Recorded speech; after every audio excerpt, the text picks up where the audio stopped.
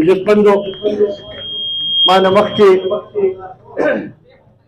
قاري صاحب هم خبره وکړه او بیا هغې نه پسته ممبر صاحب ارشد خان هم خبره وکړه. بنیادي طور باندې که موږ په دې تنګي تحصیل کې نظر واچو نو که دلته کې لږ ډېر د ترقۍ اثرات ښکاري نو دا د ملي رهبر جناب آفتاب احمد خان شیرپا کارنامه او خدمت د دې علاقې لپاره.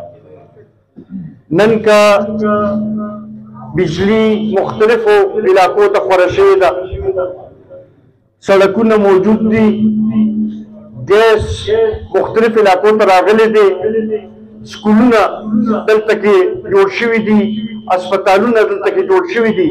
دا ټول د قومي وطن پارټۍ او د ملي رهبر جناب آفتاب احمد خان شیرپا د علاقې سره د مینې اظهار دی.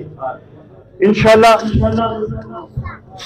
دا زموږ یقین دی چې د قومي وطن پارټۍ سوچ د ترقۍ سوچ دی او انشاءالله که کله موقع ملو شوه نو په هغې کې به ستاسو حصه به پوره موږ کوو به دا ګیس چې دا به انشاءالله کېږي به دې د علاوه چې نور کوم ضرورتونه وي د بجلۍ ماله پته ټرانسفارمر ستاسو بار سوځي د هغې به م انشاءالله بندوبست به کوو به او انشاءالله دا مسایل به ټول حل کېږي به.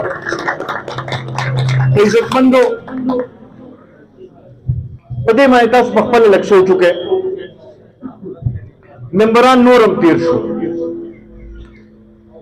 په قومي اسمبلی کې هم نور خلک وو او په صوبې کې هم نور خلک وو، خو هغوی هغه شانتې د علاقې له توجه ورنه کړی شوه، هغه شانتې کارونه یې ونه کړی شو، حالانکې د دې باوجود چې مرکز کې هم حکومت او صوبې کې هم حکومت و. دا ځکه چې دا د هر چا وس کار نه دی. دا هم یو صلاحیت غواړي چې سړی هلته کې اسمبلی کې کښېني او د خپل علاقې حق چې دی د مرکز نه یا د صوبې نه چې دی خپل علاقې له راوړل چې دی دا د هر چا وس کار نه دی. ملي رهبر جناب آفتاب احمد خان شیرپا په دې کار باندې پوهېږي. هغه چې یو ځای کې ناست دي او چې خبره کوي نو د هغې خبرې ته ټول غوږ ږدي. نو دې لپاره پکار دا ده چې موږ په دې سوچ وکړو چې کوم داسې نماینده خپل وټاکو چې هغه زموږ دا مسایل حل کولی شي. په دې وخت سره چې دا څومره کسان ولاړ دي که په دې باندې تاسو نظر واچوئ نو زما خیال دی چې هر یو کس چې خپل زړه کې سوچ وکړي نو همدې نتیجې ته به رسي چې ملي رهبر جناب آفتاب احمد خان شیرپا نه علاوه بل څوک هم دې لپاره موجوده دی چې هغه مونږ قومي اسمبلی ته ولیږي. عزتمندو دا به اوس تاسو کور په کور کوڅه په کوڅه ګرځئ. تاسو به کوم خلک چې په دې خبرې نه دي پوهې هغوی به هم په دې خبرې باندې پوهې وای چې په 8 تاریخ باندې د ډیوې په حق کې ووټ اچول چې دی دا داسې شوه چې زموږ د خپل د علاقې ترقي چې ده د هغې ضمانت هم ورکړو. دا داسې شوه چې موږ خپل علاقې ته ترقي راوستله. دا داسې شوه چې موږ خپل مستقبل چې دی هغه روښانه کړو. دې طرف ته موږ ته توجه ورکول پکار دی. بیا خصوصا زه به ځوانانو ته وایم چې کروڑ نو کرو خو د سره بل چا واده کړی و او سر ته ونه رسوله.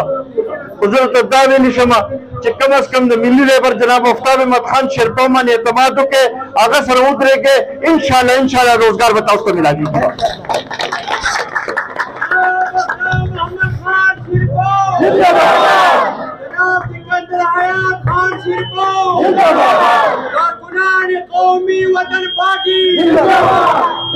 اوس دا تقریبا 14 ښځې پاتې دي. دا 14 ښځې چې دي دا زموږ کارکنانو چې دی دا زموږ د کار وخت دی چې موږ هر یو کس ته هر کورنۍ ته ځان ورسو او هغوی له دعوت هم ورکوو په دې خبرې باندې پوه وي. د هغې نه پسته به بیا 15 کاله د مشر د خدمت دغه سلسله شروع کېږي به او انشاءالله دا علاقه به د ترقۍ په لار روانېږي به انشاءالله. زه په دې موقع باندې دا هغه ملګرو چې چا په دې پروګرام کې د ټول کردار ادا کړی دی د هغوی هم ډېر زیات مشکور یم. د نصرو خان او د هغوی د ټول ملګرو ډېر زیات مشکور یم چې چا نن موږ سره شمولیت اختیار کړو. ستاسو ټولو ډېر زیات مشکور یم چې په دې لنډ تنګ وخت کې موږ نن ډېر عزت راکړو، ډېر په دغه سره زموږ استقبال وکړو. انشاءالله ستاسو د خدمت لپاره به هر وخت حاضر یو او انشاءالله ستاسو مسایل به چې دی قومي وطن پارټي به حل کوي. ډېره مهرباني.